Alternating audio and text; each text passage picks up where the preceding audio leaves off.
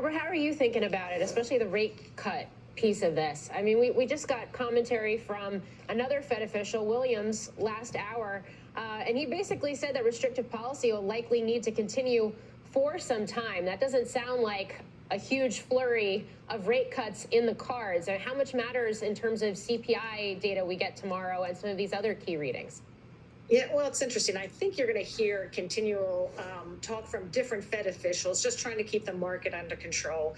I think the CPI number and the PPI number, the wholesale number due on Friday, are going to be important, not because, everything hangs on one or two numbers, but I think it could be helpful in terms of the timing of the Fed rate cuts. As Brooke said, the Fed is not in a hurry to cut rates. We don't see a recession in sight. The economy has been, to use the word everybody's using, is very resilient. Things are moderating. We're seeing this in all sorts of ways in consumer spending, et cetera.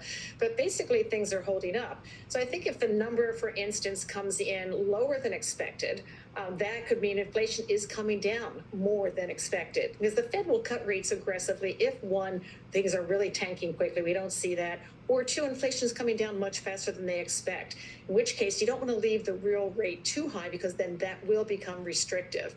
And we've already seen what happened. We know what's happening in manufacturing. There's a recession there. We've seen what's going on in housing. But if you look at just the slight decrease in the 30-year mortgage rate, you saw the numbers this morning. It averaged 7% last year, 8% high in October. Now it's 6.8. And you saw a big weekly jump up in refi applications, mortgage applications, new home sales. So interest rates are having a powerful effect.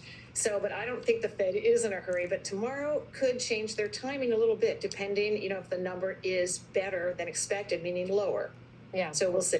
All right. And of course, in terms of those